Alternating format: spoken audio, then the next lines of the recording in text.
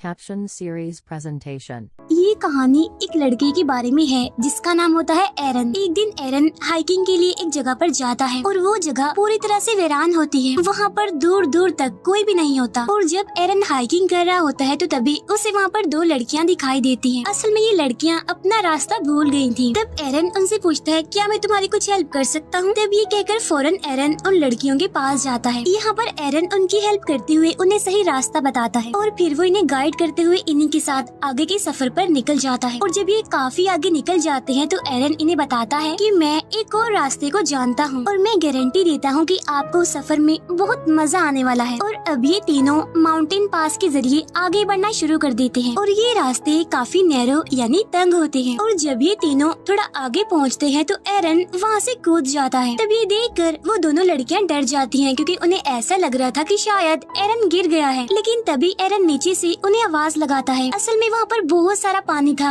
वो जगह एक पूल थी। अब एरन उन दोनों को भी नीचे कूदने के लिए कहता है। तब ये दोनों लड़कियाँ एक एक करके पानी में कूद जाती हैं और ऐसा करने में उन्हें बहुत मजा आता है। वो वहाँ पर काफी एंजॉय कर रहे होते हैं। इसके बाद ये तीनों अपने सफर पर आगे निकल जाते हैं। अब वहाँ से निकलने के बाद एरन को हाइकिंग के लिए आगे जाना होता है और उन दोनों लड़कियों को अपने घर जाना होता है। तो इसीलिए ये लोग यहाँ पर अलग अलग होने से पहले सेल्फी बनाते हैं। एरन उनसे पूछता है क्या हम लोग दोबारा कभी मिलेंगे। तब उनमें से एक लड़की कहती है कि कल हमारी रात एक पार्टी है जिसमें कि तुम भी आ सकते हो। इसके बाद एरन उन दोनों लड़कियों को गुड बाय कहकर वहाँ से निकल जाता है। एरन अब माउंटेन पास से आगे बढ़ रहा होता है। वो काफी खुश होता है, वो इस हाइकिंग को काफी एंजॉय कर रहा होता है। लेकिन यहाँ के रास्ते बहुत ही ज्यादा तंग और खतरनाक होते हैं। और जब एरन दो तंग पहाड़ियों से नीचे उतरता है तो वहाँ पर एक बड़ा सा पत्थर होता है और जब एरन उस पत्थर का सहारा ले रहा होता है तो तभी वो पत्थर खिसक जाता है, जिसकी वजह से अब बेचारा एरन नीचे गिरने लगता है। और वो पत्थर जिसका एरन ने सहारा लिया था वो भी उसके साथ साथ आकर उसके हाथ पर गिर जाता है, उसके राइट हैंड पर। और अब एरन का हाथ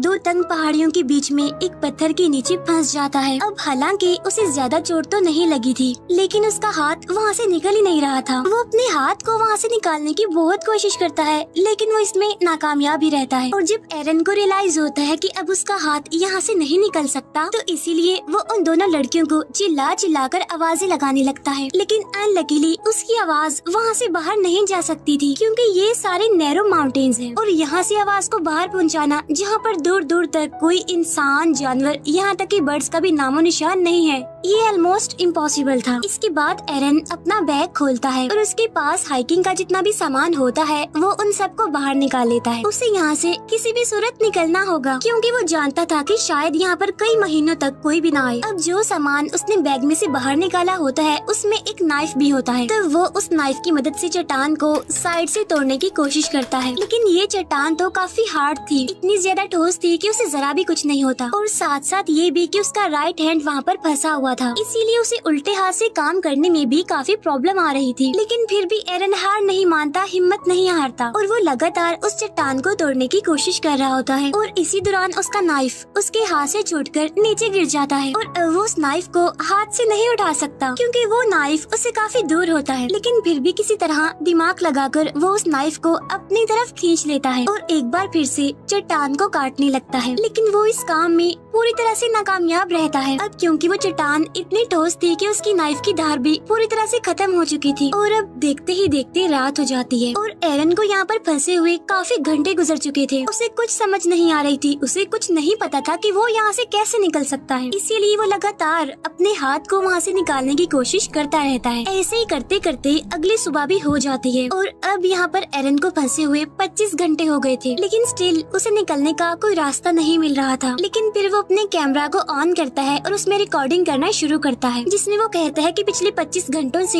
मैं यहाँ पर फंसा हुआ हूँ और कोई भी नहीं जानता कि मैं यहाँ पर हूँ क्योंकि मैंने अपने यहाँ पर आने का किसी को भी नहीं बताया था। साथ साथ मेरे पास खाने का सामान भी बहुत ही कम है और पीने के लिए भी सिर्फ 400 से 500 ml पानी है। अब जब वो ये सब कुछ रिकॉर्ड कर कर रहा होता है तो उसे ऊपर से किसी की आवाज सुनाई देती है। इसी वजह से एरन जोर जोर से चिल्लाने लगता है, लेकिन उसका चीखने का चिल्लाने का कोई फायदा नहीं होता, क्योंकि वहाँ पर तो कोई होता ही नहीं है। कुछ घंटों के बाद वहाँ पर फिर से रात हो जाती है, जहाँ पर एरन को भूख लगने लगती है और उसके पास खाने का जितना भी सामान बचा हुआ था वो उसे खाने लगता है। तब उसे याद आता है कि आज रात उन लड़कियों ने मुझे पार्टी में इनवाइट किया था, जहाँ पर जाहिर सी बात है कि वाइन भी होगी। और अब एरन उस पार्टी को इमेजिन करने लगता है और तो और वो अपने आप से बातें भी करता है।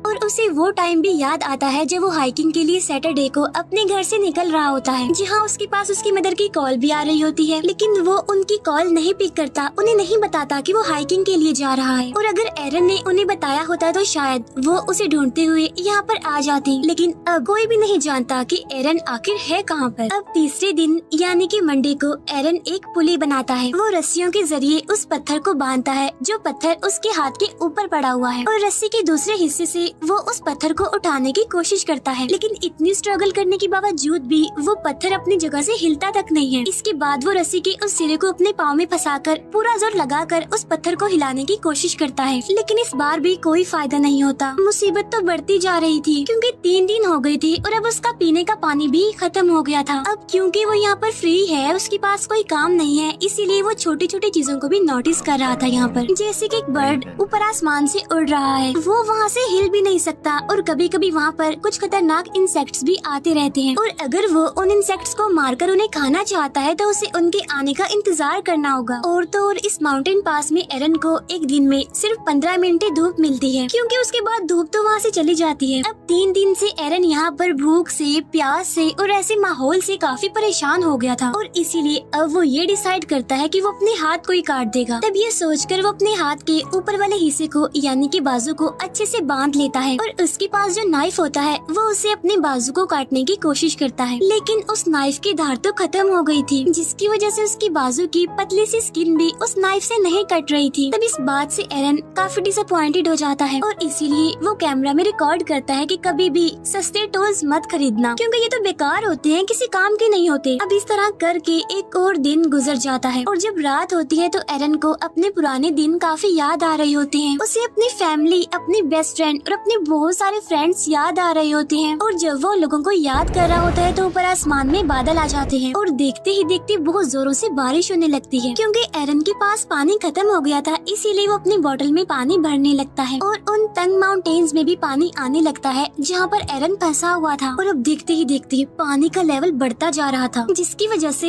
एरन उसमें डूबना शुरू हो जाता है। अब क्योंकि पानी में ग्रेविटी कम होती है, इसीलिए हम भारी से भारी चीज को भी आसानी से उठा सकते हैं। तब एरन भी पानी के अंदर जाकर उस पत्थर को उठाने की कोशिश करता है, और काफी मुश्किलों के बाद वो उस पत्थर को उठा लेता है, जिसकी वजह से फौरन उसका हाथ भी वहाँ से बाहर निकल जाता है। तब एरन वहाँ से निकलकर अपनी गाड़ी की तरफ भागता है। वो अपनी गाड़ी में बैठकर उस जगह से निकल जाता है, लेकिन ये सब कुछ एक ड्रीम था उसका, क्योंकि ऐसा कुछ नहीं होता। अभी भी वो उन्हीं माउंटेन पास में फंसा हुआ था, और वो एक बार फिर से जोर जोर से चिल्लाने लगता है। अब क्योंकि उसे यहाँ पर फंसे हुए काफी दिन हो गए थे, इसीलिए उसे अजीब तरह के ड्रीम्स और हेलुसिनेशंस होने लगती हैं। एरन को यहाँ पर फंसे हुए 4 दिन हो गए थे, और ये होता है उसका 5वां दिन, इसीलिए उसका बिहेवियर, उसका मेंटल बैलेंस काफी चेंज हो जाता है। वो अपने आप से बातें करता है, कमेंट्री करता है, हंसता है, और ये भी बताता है कि अगर उस दिन मैंने अपनी मदर की कॉल रिसीव की होती, उन्हें मैंने बताया होता कि मैं यहाँ पर आ रहा हूँ, तो शायद आज मैं यहाँ पर फंसा हुआ ना होता। और जिस शॉप से मैंने हाइकिंग का सारा सामान लिया था, वहाँ के शॉपकीपर को भी मैंने कुछ नहीं बताया था, और अगर उसे पता होता इसके यहाँ आने का तो शायद वो एरन की मिसिंग होने की रिपोर्ट करवा देता, जिसकी वजह से कोई ना कोई तो उसे यहाँ पर ढूंढने आ ही जाता। यहाँ पर एरन अपने पेरेंट्स से कहता है कि मैं आपसे बहुत प्यार करता हूँ। असल में एरन ये सब कुछ इसीलिए रिकॉर्ड कर रहा होता है क्योंकि उसके यहाँ से निकलने की उम्मीदें खुद भी खत्म हो चुकी थी, क्योंकि वो भूखा भी है, प्यासा भी है, उसकी बॉडी में जान नहीं है, और ये इतना बड़ा पत्थर जो है जिसे वो मूव भी नहीं कर सकता, उसने एरन को जैसे यहाँ पर कैद ही करके रख दिया है। अब एरन एक बार फिर से अपने हाथ को बांधता है, और वो नाइफ जिसकी धार पूरी तरह से खत्म हो चुकी है, वो उससे अपने हाथ को काटने की कोशिश नहीं करता, बल्कि वो नाइफ की फ्रंट साइड से अपने हाथ पर स्टैब करना शुरू कर देता है। वो नाइफ को इतने अंदर तक गाड़ता है कि वो उसकी हड्डी तक पहुंच जाता है, जिसकी वजह से उसका खून निकलने लगता है। लेकिन इससे आगे एरन कुछ भी नहीं कर पाता मजीद, और अब इस तरह से एक दिन और गुजर जाता है।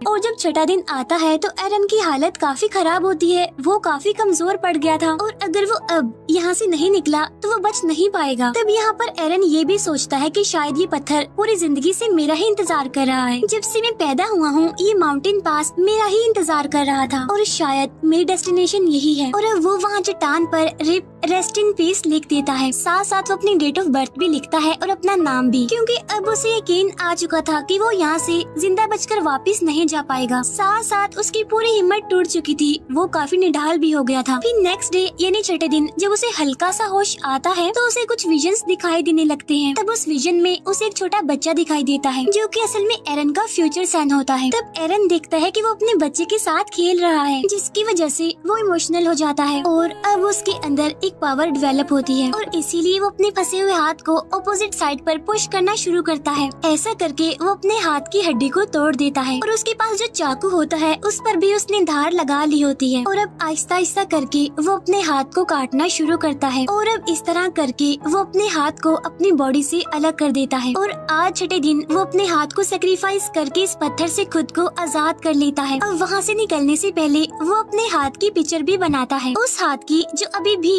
उस पत्थर में फंसा हुआ है। और अब एरन बड़ी मुश्किल से इन माउंटेन पास से बाहर निकलता है और बाहर निकलकर वो देखता है कि वहाँ पर बारिश का कुछ पानी पड़ा हुआ है। तब एरन वहाँ पर जाकर वहाँ से बहुत सारा पानी पीने लगता है, क्योंकि पिछले 6 दिनों से ना उसने कुछ खाया था और ना ही पानी पिया था, इसीलिए आज वो जी भर के पानी पीता है। और इसके बाद वो वहाँ से आगे निकलता है और उसी आसमान में उड़ता हुआ वो बर्ड भी दिखाई देता है जिसे वो हर रोज माउंटेन पास से देखा करता था। और आज वो खुद को भी उस बर्ड की तरह आजाद समझ रहा था, लेकिन अभी भी उस एरिया से निकलना कोई आसान नहीं था, क्योंकि वो जगह काफी बड़ी और बंजर थी। लेकिन अभी भी एरन हिम्मत नहीं हारता और इतना ज्यादा पेन में होने के बावजूद भी वो आगे बढ़ता रहता है। और तभी उसे एक फैमिली दिखाई देती है जो कि हाइकिंग के लिए यहाँ पर आई हुई थी। तब एरन उन्हें आवाज लगाता है और वो भागते हुए उसकी तरफ आते हैं। वो एरन की मदद के लिए सिक्योरिटी को बुलाते हैं और इसके बाद वहाँ पर एक हेलीकॉप्टर आता है और फिर एरन को वहाँ से हेलीकॉप्टर के जरिए हॉस्पिटल ले जाया जाता है। फिर हमें कुछ टाइम बाद का सीन दिखाया जाता है जहाँ पर एरन बिल्कुल ठीक हो गया था और एरन ने जो अपने बच्चे के विजन देखे थे वो भी सच हो जाता है, क्योंकि 3 साल बाद एरन एक लड़की से मिलता है और उन दोनों की शादी हो जाती है। इसके बाद एरन का एक बेटा होता है जो सेम टू सेम उसी बच्चे जैसा होता है जिसे एरन ने अपने विजन्स में देखा था। अब इन 6 दिनों में एरन ने मौत को बहुत करीब से देखा, लेकिन उसके बाद भी एरन अपना पैशन नहीं छोड़ता। वो अभी भी क्लाइंबिंग करता है, हाइकिंग के लिए जाता रहता है और वो जहाँ भी जाता है ये नोट जरूर लिखता है कि वो कहाँ कहाँ पर जा चुका है। अब यहाँ पर मैं आपको एक शॉकिंग बात बताती हूँ, वो ये कि ये कहानी एक रियल इंसिडेंट पर बेस्ड है। यानी ये सच है कि एरन 6 दिनों तक उन माउंटेन पास में फंसा रहा। वहाँ उसने बड़ी मुश्किल से अपना टाइम गुजारा और उसने उन चट्टानों पर अपनी डेट ऑफ बर्थ और अपने मरने की डेट भी लिख दी थी, क्योंकि उसे यकीन जो हो गया था कि वो यहाँ से जिंदा बचकर वापस नहीं जाएगा। और जिस पत्थर के नीचे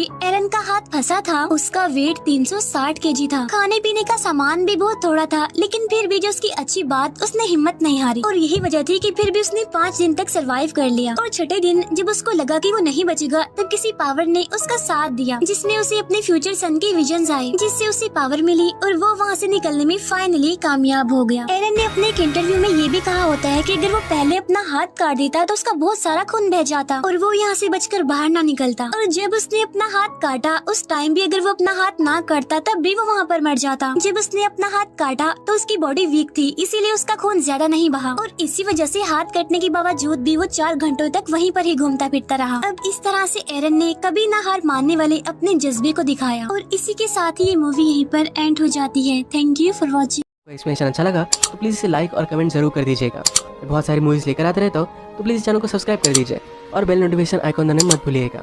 हम फिर से मिलेंगे और एक नई मूवी के साथ, तब तक के लिए थैंक यू और आप अपने आप का ख्याल रखिए।